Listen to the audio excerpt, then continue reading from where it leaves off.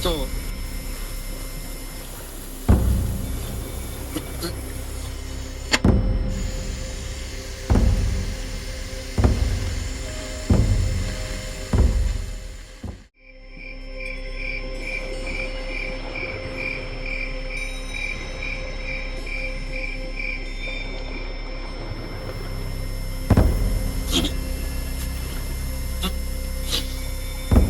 そう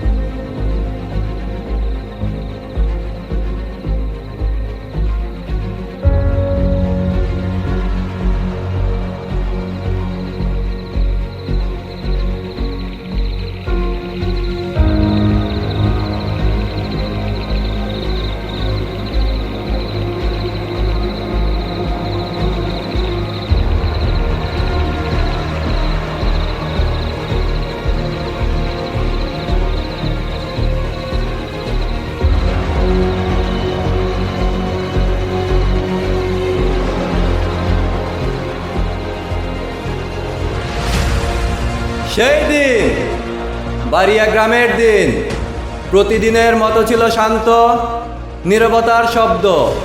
সেই নীরবতা এই নীরবতার মতো। নীরবতার শব্দগুলো এক নতুন শব্দকে জন্ম দেয়।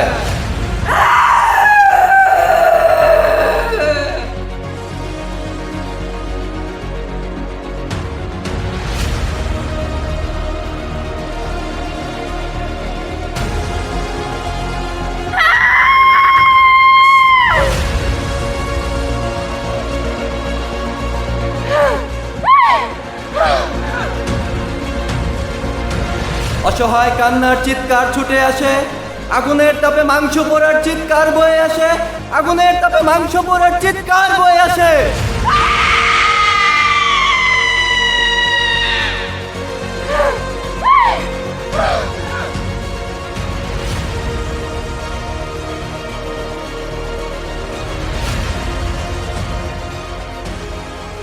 যখন সবার নিঃশ্বাস সমাপ্তির প্রান্তে আসে, তখন মানুষ তার অস্তিত্ব ভুলে যায়, আর ভুলে যায় তার রক্তের কথা। কিন্তু এ কেমন মৃত্যু! আমি শেষ সীমান্তে দাঁড়িয়ে অস্তিত্বকে খুঁজে যাই, আর না ভুলি আমার সন্তানের কথা।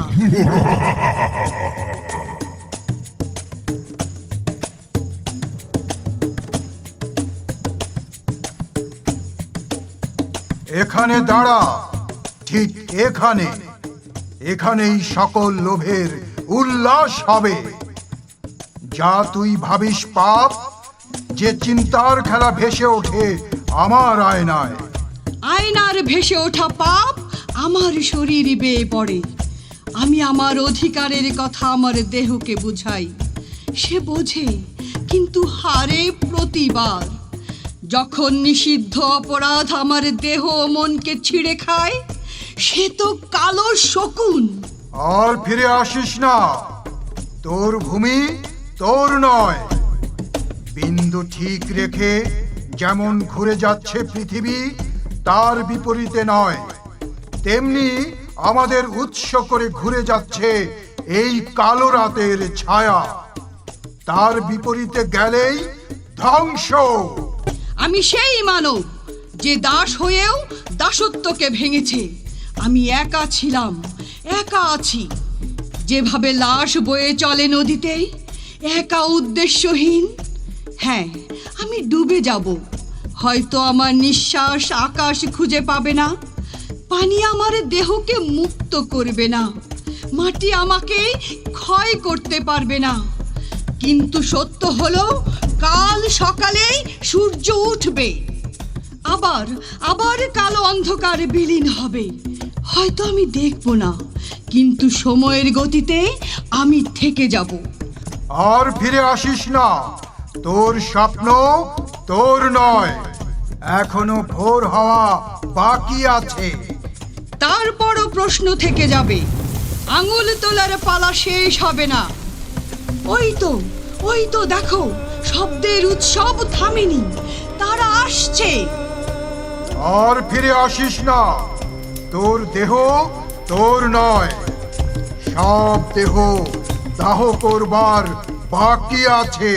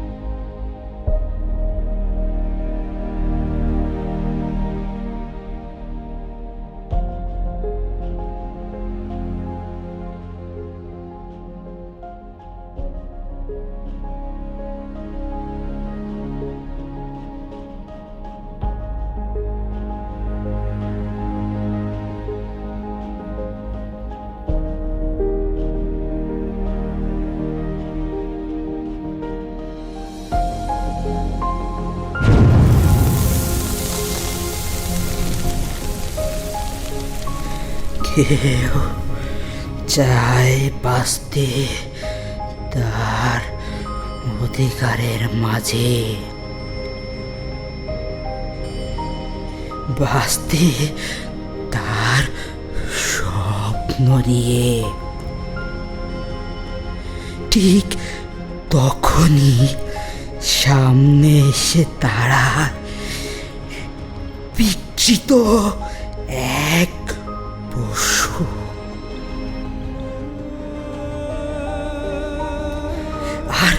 আর তার শক্তি চাপিয়ে দেয় বোবা শরীরে, যেন তার ইচ্ছের কাছে ঈশ্বরও দাস হয়ে থাকে।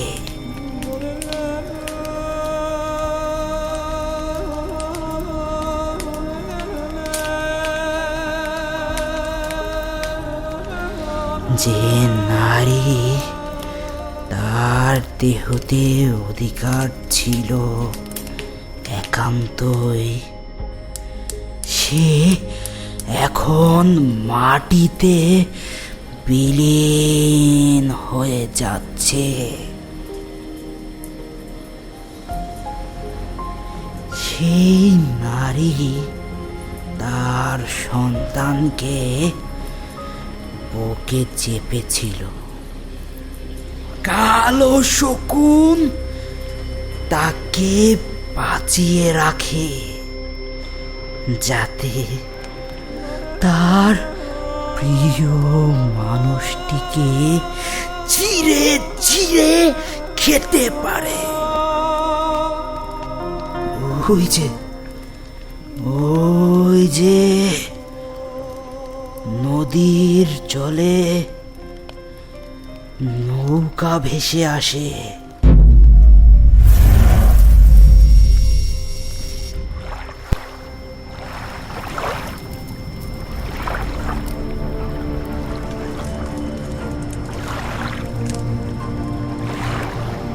মাঝি, নৌকা ঘোরাও, তীরে যাও।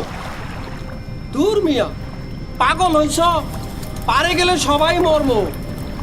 তাদের হাতে আমার বউ, তারে তো আর একা মরতে দিতে পারি না। তুমি বাচ্চারে নিয়ে নদীতে লাফ দাও। যদি বাঁচি দেখা হবে, আর যদি মরি মাফ করো আমারে।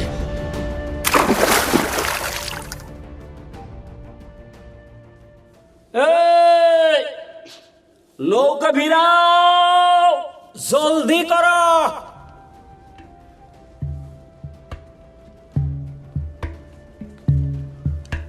আসো, রক্ত যে লাল তা তো জানো। এবার দেখাবো। শরীর শরীর তোমাদের অনেক গরম, এবার এবার ঠান্ডা করবো। দোহাই আপনাদের ঈশ্বরের, আমার সন্তানরা কিছু কইরেন না। আমরা কাউকে কিছু করি না, আবার কাউকে ছাড়িও না। আমি আইছি, নৌকা ভিড়াইছি, তাও আমার সন্তান আর তার মারে ছাইরা দেন। সাইরা দেন, শিশু বাচ্চা, ওর কি বুঝে? ও তো নিষ্পাপ। নিষ্পাপ, পবিত্র ফুলের মতো ফেরেশতা। ফেরেশতা আল্লাহর কাছে পাঠাইয়া দেই, পাঠাইয়া দেই। আল্লাহর কাছে মানায় ভালো ফেরেশতাদের, পাঠাইয়া দিলাম। মারে ফেলাইলো রে, মারে ফেলাইলো। আমার কলিজার দন্ডরে সাইরা দেন। মারে ফেলাইলো রে, মারে ফেলাইলো। সাইরা দেন, আমার সন্তানরা মারে কিছু ফেলাইলো রে, কইরেন না। মারে ফেলাইলো। সাইরা দেন, সাইরা দেন। এই অভিশাপ মারে ফেলাইলো। কেমনে আটকাবি? তোদের সন্তান ও তোদের পরিচয় লুকায় রাখতে এই মাটিতে মাটিও ফিরিয়ে দেবে তোদের নাম।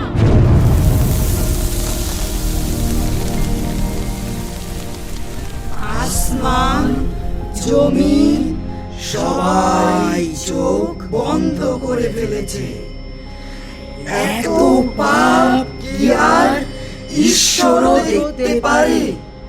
হায়, ঈশ্বরও কি অসহায়, যেন বোবা হয়ে যাওয়া মানুষ, কথা বলতে না পারায় নিশ্চুপ হয়ে আছে।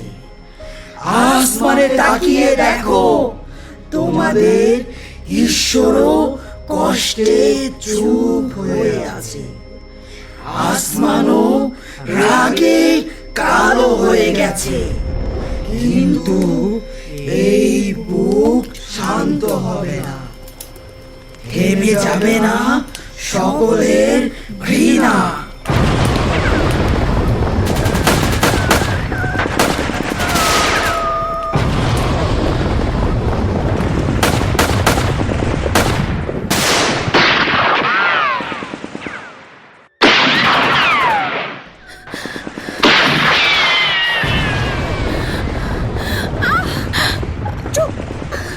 চুপ, একদম চুপ, চিত হয়ে শুয়ে থাক, নড়বি না। ওরা বুঝবো না, ভাববো আমরা মরে গেছি। দিদি দিদি, আমার খুব কষ্ট হইতেছে, পেট থেকে রক্ত বাড়িতেছে। আরেকটু আরেকটু চাইপা থাক, আরেকটু বোন, আরেকটু। দিদি দিদি রে, আমি মনে হয় বিল পার হইতে পারুম না। চুপ চুপ চুপ, একদম বাজে কথা কবি না। আরেকটু আরেকটু আরেকটু। দিদি, মনে হইতাছে জলের নিচে আমারে কেউ ডাকে, যেন জলের ভাঁজে আকাশের মেঘ, লাল মেঘ, লাল। মালা, মালা,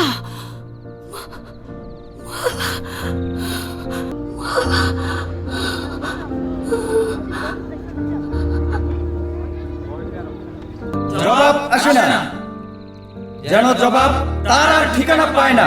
জবাব তো নেই, জবাব তো কখনো দেয়া হয়নি। জবাব তো জল ছেড়ে মাটি খুঁজে। আমরা আমাদের ইতিহাস, আমাদের বর্তমানকে জানাই, যেন বহমান রেলগাড়ি অতীত থেকে আজকে আসে। বহু কথা নিয়ে, বহু স্বপ্ন নিয়ে, থেমে যাওয়া নিঃশ্বাস নিয়ে, ঠিক তোমাদের থেমে যাওয়া চিন্তাকে আরো একটু গতিময় করতে সেই রেলগাড়ির কোনায় কোনায় মৃত মানুষের নাম, হাজার নাম থেকে কিছু নাম এভাবে উঠে আসে, যেভাবে চাঁদ সবকিছুর উপরে উঠবে। না, তা চাঁদ নয়, তা সূর্য, বাড়িয়া গ্রামের সূর্য। সেদিন রাতের সাথে মিশে গেছে এমন ভয়ঙ্কর। তাদের চোখ ছিল বিষাক্ত, যেন মানবতাকে তারা এখনই কবর দিবে।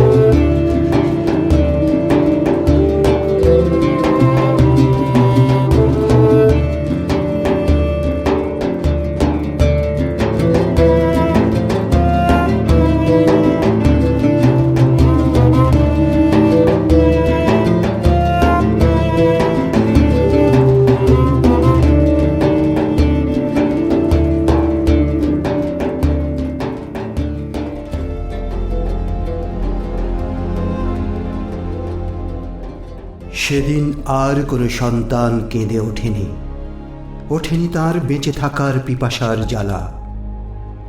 সেদিন আর কোনো গাছ বিস্তার করেনি, করেনি মাটির সাথে যোগাযোগ। সবই ছিল ক্লান্ত, সবই ছিল শীতল। তারা তাকিয়ে দেখেছে মৃত্তিকার লালের খেলা, জলে ভাসে লাশের কাপড়, ঘরের চালে আগুনের ছাপ। চারপাশ ছিল শান্ত, শীতল, নীরব, অসহায়। তাই সেদিন আর কোনো সন্তান কেঁদে ওঠেনি, ওঠেনি তার বেঁচে থাকার পিপাসার জ্বালা। সেদিন আর কোনো গাছ বিস্তার করেনি মাটির সাথে যোগাযোগ।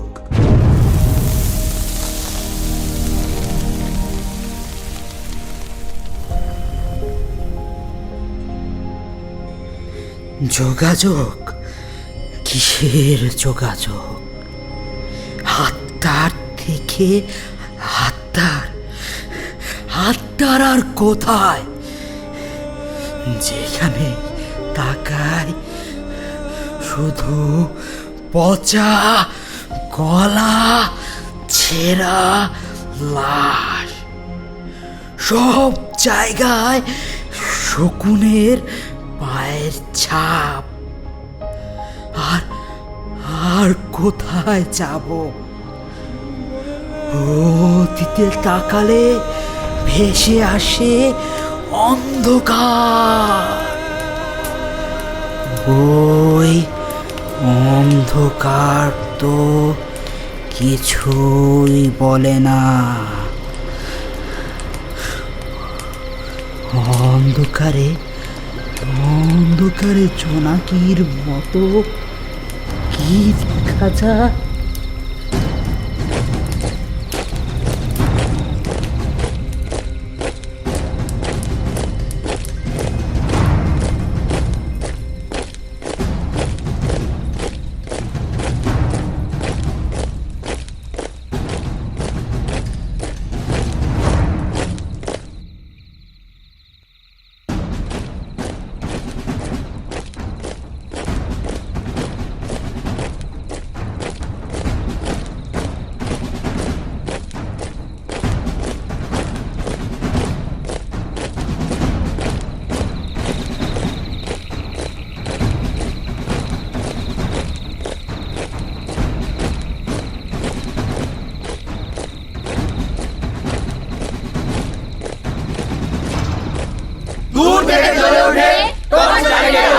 সে আলোকে তাল দিতে থাকে বুট জুতার শব্দ।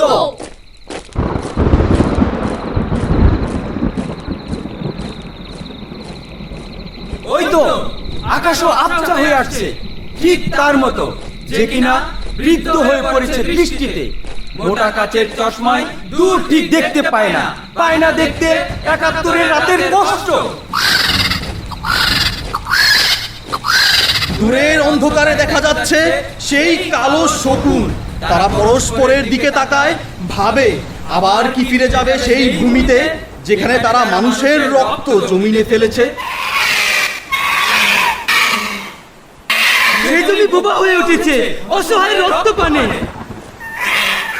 দূর থেকে তারা হেঁটে আসে, অন্ধকার তাকে ঢেকে রাখে, বাতাস তাকে চেপে রাখে। তারা এগিয়ে আসে যেন ইতিহাস তার কুৎসিত পরিচয় চিৎকার করে বলতে চায়। কিন্তু তবুও কেউ শুনতে পায় না বুদ্ধি, শুনতে পায় না বিবেক, শুনতে পায় না অবহেলা। তাই এই সময়ের রক্তে রক্তে বসবাস।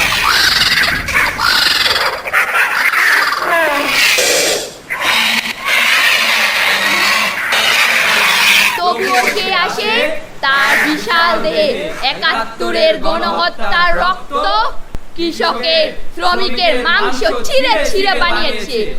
ওই তোকে দাঁড়ায়, ওই অন্ধকারে।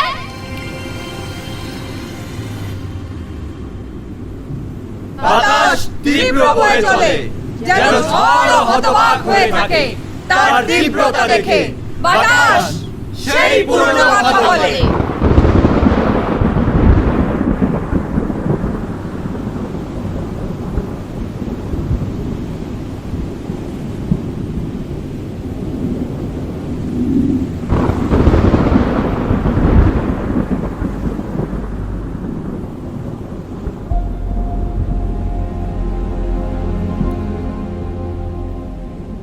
তুমি আসবে বলে হে স্বাধীনতা, সাকিনা বিবির কপাল ভাঙল, সিঁথির সিঁদুর মুছে গেল হরিদাসীর। তুমি আসবে বলে হে স্বাধীনতা, শহরের বুকে জলপাই রঙের ট্যাঙ্ক এলো, দানবের মতো চিৎকার করতে করতে। তুমি আসবে বলে হে স্বাধীনতা, ছাত্রাবাস বস্তি উজাড় হলো, রিকয়েললেস রাইফেল আর মেশিন গান খই ফোটালো যত্রতত্র। তুমি আসবে বলে ছাই হলো গ্রামের পর গ্রাম। তুমি আসবে বলে বিধ্বস্ত পাড়ায় প্রভুর বাস্তভিটার ভগ্ন স্তূপে দাঁড়িয়ে একটা নাট্যনাদ করল একটা কুকুর। তুমি আসবে বলে হে স্বাধীনতা, অবুঝ শিশু হামাগুড়ি দিল পিতামাতার লাশের ওপর।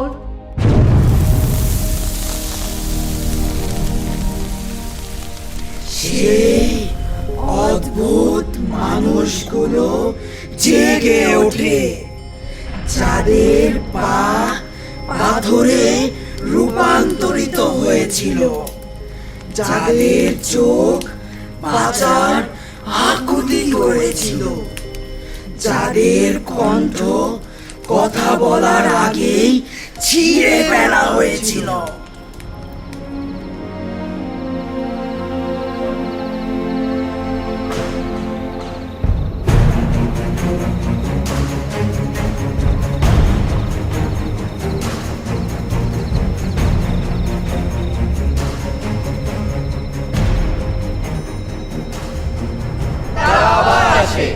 তারা শুনতে চায় এই সময় মানুষগুলোকে, নবজাতককে।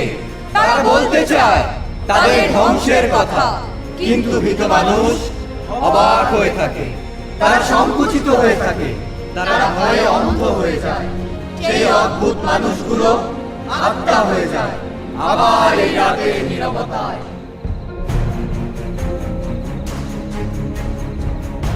এখানেই কি সেই বদ্ধভূমি? এখানেই কি সেই বদ্ধভূমি? এখানেই কি সেই বদ্ধভূমি?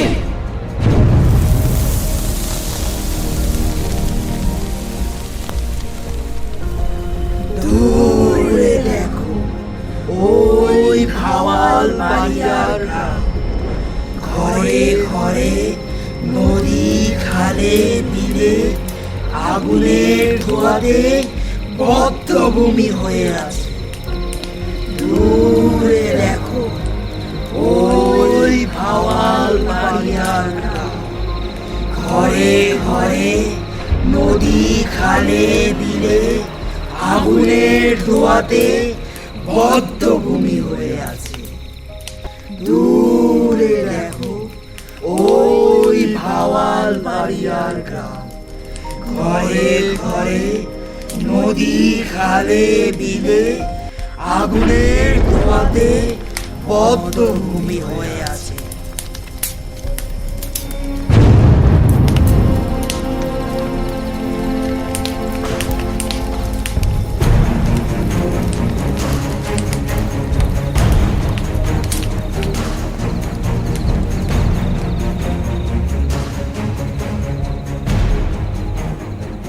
সূর্য নিজ গতিতে আকাশে স্থান নেয়, পুরনো পাতার অপেক্ষায় থাকে বৃক্ষ, যেন বৃক্ষ তার পরিচয়ের অপেক্ষা করে।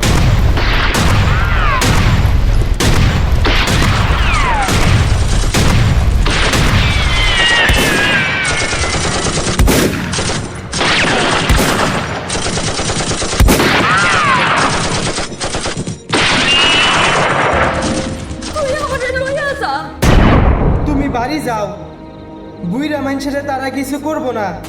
আমি যাই, তুমি অপেক্ষা করো আমার লেগা। আমি আমু, নিতে আমু তোমারে।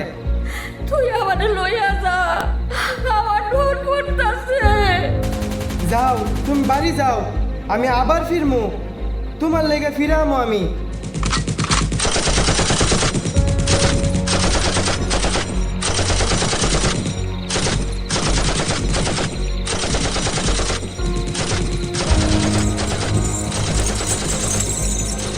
তোমরা কেন কই আসো গো? আমার পোলার পার্সি কোটে কেউ কইলা দাও, আমার পোলার পার্সি কোটে কেউ কইলা দাও। মা, ওরা যায় কই বেড়াইতে? আমিও যাব বেড়াইতে মা। বাবা ওরা কোনো দিকে যায় না বাবা, আমি গেলে আমার লোকে ধরে লইয়াই যাবো, আমি ধরে দিয়ে যাবো না বাবা। মা মা মা তুমি তাড়াতাড়ি চলো মা, হাতে একদম শুয়ে নাই মা, তাড়াতাড়ি চলো মা। বাবা তুই আইসত, বাবা ওর পার্সি কোটা একটু খুইলা দে বাবা, মা খুইলা দে। মা ওরা কিচ্ছু করবো না মা, তুমি তাড়াতাড়ি চলো মা, তাড়াতাড়ি চলো মা। না বাবা ওরে তুই আমি কেমনে যাই, ওরে তুই আমি যাইতে পারুম না। চলো মা, তাড়াতাড়ি চলো মা। না বাবা, বাবা বাবা রে মা, আমিও যাব মা, আমিও যাব তবে রে মা। মা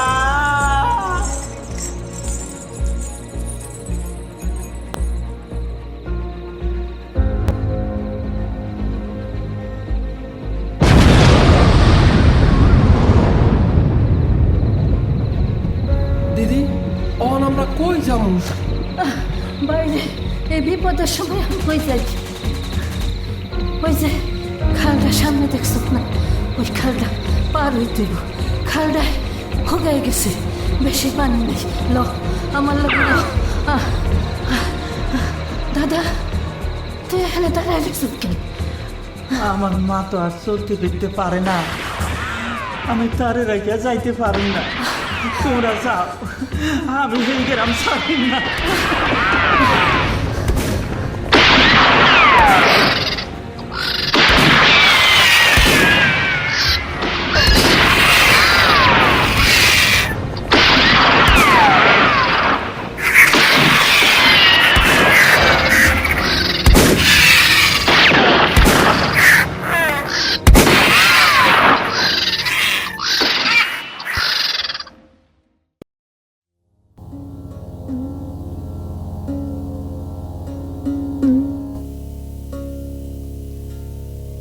মানুষের ভিতরে মানুষ করিতেছে বিরাজ,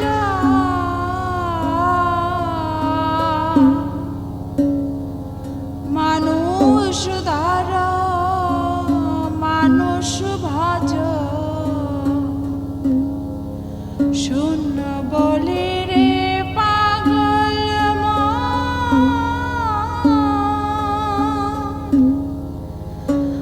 মানুষের ভিতরে মানুষ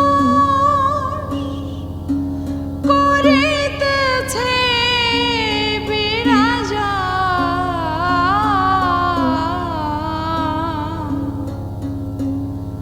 মানুষ ধর মানুষ ভজ,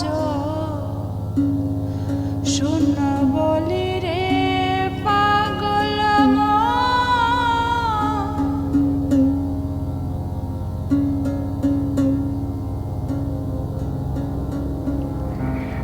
মানব দেহ যেন কুঁচে যাওয়া পাতা, ছিন্ন হয়ে পড়ে থাকে খালের ধারে,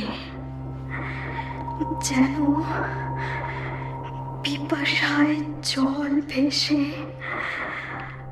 এক দৃষ্টিতে আকাশের স্বপ্ন দেখে। হয়তো ভাবে আকাশ কত বড়, তাকে কি ছোঁয়া যায়?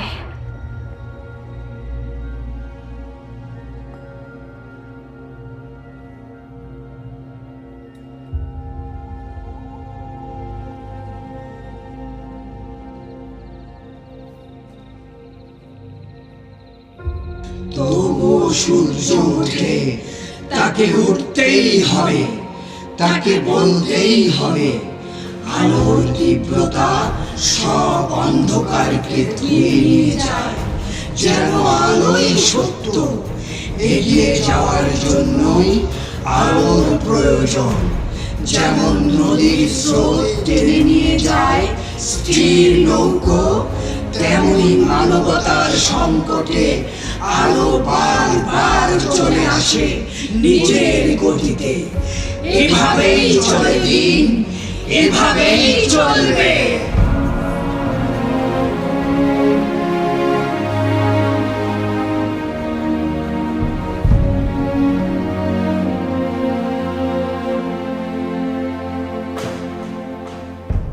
আমরা বলবো আমাদের কথা, যারা ভুলতে চায় তাদের মনে করিয়ে দেওয়া হবে আমাদের কষ্ট। আমরা বারবার ফিরব তোমাদের কাছে, নবজাতকের কাছে।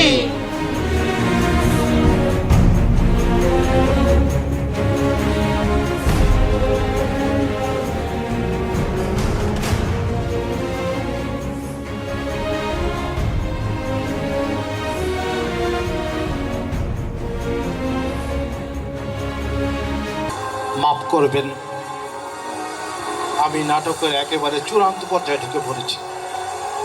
আমার নাম সৈয়দ মুকসিদুল আলম, আমি এই গাজীপুরেরই সন্তান। পেশায় সাংবাদিক, নেশা সংস্কৃতির সেবা করা। আমি আপনাদেরই প্রতিনিধি। আমি এই নাট্য দলের পক্ষের লোক। আমি এই নাটকেরই অংশ। কারণ যে নাটকটি আপনারা দেখছেন, এই ঘটনাটি আমি 2016 সালে লিখি। আমি যখন বাড়িয়া গ্রামে সরেজমিনে সেই 1971 সালে আমাদের যে মহান মুক্তিযুদ্ধ হয়েছিল 14 মে, এই বাড়িয়া গ্রামে সেই পশ্চিম পাকিস্তানি হানাদার বাহিনী হানা দিয়েছিল। বাংলায় 29 বৈশাখ শুক্রবার বেলা 12:30 এখানে অনেক মানুষ আশ্রয় নিয়েছিলেন। 71 সালে ঘন বন, ট্যাগ, টিলা এবং দুর্গম পথ পেরিয়ে এই বাড়িয়া গ্রামে আসতে হতো। দক্ষিণে বেলায় বিল। মানুষ মনে করেছিল এত দুর্গম এলাকায় পাক হানাদার বাহিনী আসবে না। অনেক মানুষ এখানে আশ্রয় নিয়েছিলেন, অচেনা অজানা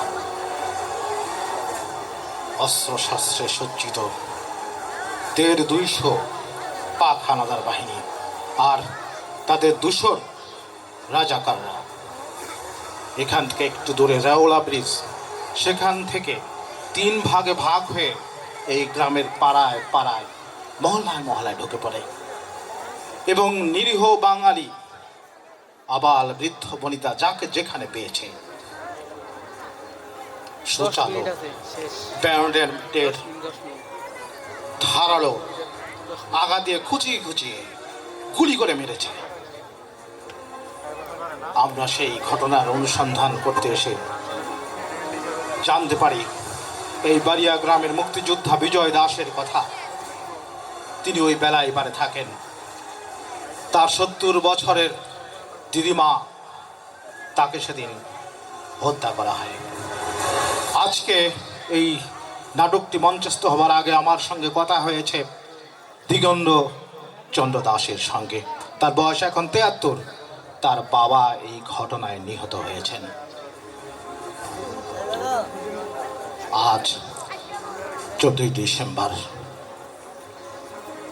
আমাদের দেশের বুদ্ধিজীবীদের পরিকল্পিতভাবে এই দিনে হত্যা করা হয়েছিল এই জাতিকে মেধাশূন্য করবার জন্যে। সেই দিনটিতে একটি মিল আছে 14 মে আর 14 ডিসেম্বর। এই মহান দিনে সেই নাটক মঞ্চস্থ হচ্ছে। মিজানুর রহমান এই নাটকের পাণ্ডুলিপি করেছেন। তিনি পাঞ্জাবে নাট্য কলায় মাস্টার্স করেছেন। এখানে গুণী জনেরা কাজ করেছেন। কিন্তু কথা হচ্ছে যে এই বাড়িয়া গ্রামের এই ঘটনাকে বাড়িয়াতে যে আজকে মঞ্চস্থ করা হলো, এই ইতিহাসটি প্রকৃতপক্ষে আমরা তুলে ধরতে পারলাম কিনা? আমাদের যে মুক্তিযুদ্ধের ইতিহাস তাকে সঠিকভাবে বর্তমান সময়ে নিয়ে আসাটাই ছিল মূল লক্ষ্য, যাতে যে 30 লক্ষ মানুষের জীবনের বিনিময়ে 2 লক্ষ মা বোনের সম্ভ্রমের বিনিময়ে আমরা এই যে স্বাধীনতা পেয়েছি, তার প্রতি আমাদের যে দায় সেটি আমরা পালন করতে পারি। আমি বিশেষভাবে ধন্যবাদ জানাই বাংলাদেশ শিল্পকলা একাডেমি, চমৎকারভাবে এইভাবে 50 বছর পর। অনেক বঞ্চনা ছিল। আমি যখন এটা লিখতে আসি তারা বলছিল যে এখানে কিছুই হলো না, এত লোক মারা গেল, রাষ্ট্রীয়ভাবে তাদের স্বীকৃতি দেওয়া হলো না, একটা স্মৃতিসৌধ হলো না।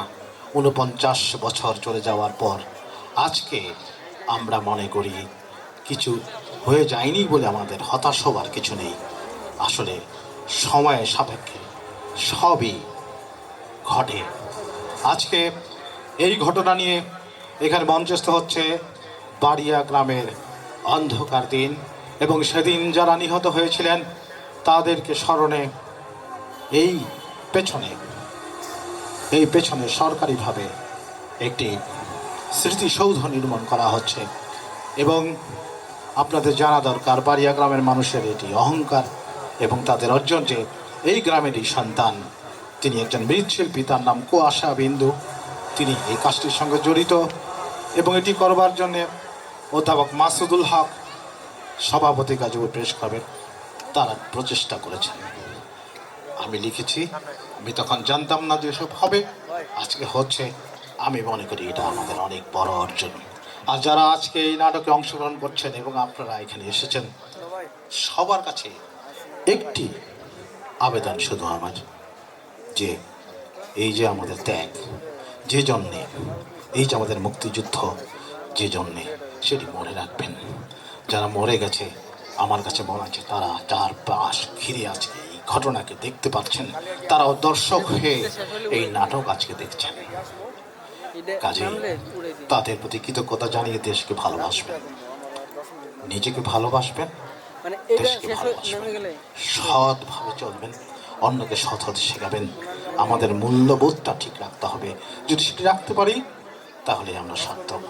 সবাইকে ধন্যবাদ। আসসালামু আলাইকুম।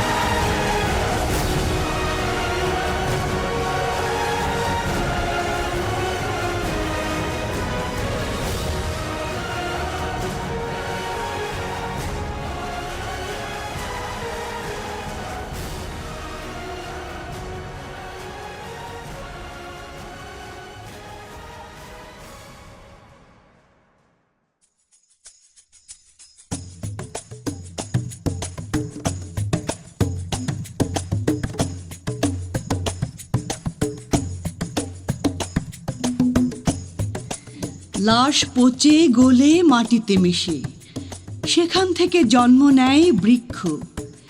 এই বৃক্ষ আমার সাথে কথা বলে, কথা বলে ওঠে সেই জমিন। তোর জমিনের রং লাল হয়ে উঠেছে, বাতাস কালো হয়ে উঠেছে, আগুনে পোড়া ছাই সে কালো তোর নিঃশ্বাসে থেকে যাবে।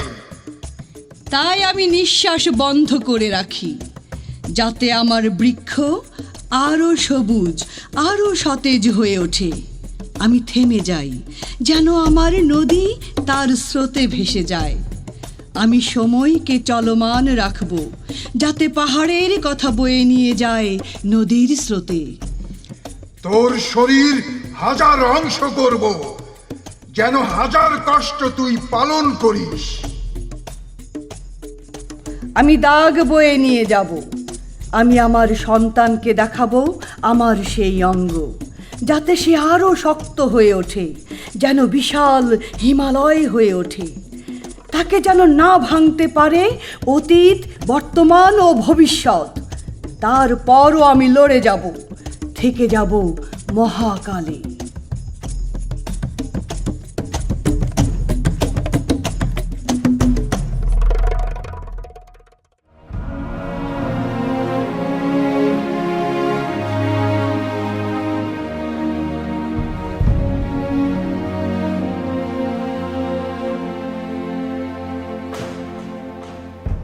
যেমন থেকে যাবে ভাওয়াল বাড়িয়াবাসীর মনে সেই অন্ধকার দিন, যেমন থেকে যাবে এই ভাওয়াল বাড়িয়া বিদ্যায়তনের অনাগত বিদ্যার্থীদের মননে মননে চিরজাগরুক এক ধূসর স্মৃতি, যেমন থেকে যাবে এই বাড়িয়া বিলের ধারে নির্মীয়মান স্মৃতির সৌধ।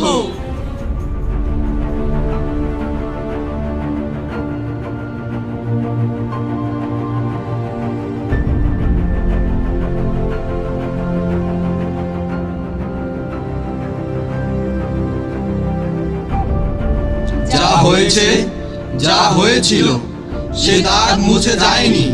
যে দাগ আমাদের অতীত, যা এগিয়ে নিয়ে যায় ভবিষ্যতের পথে।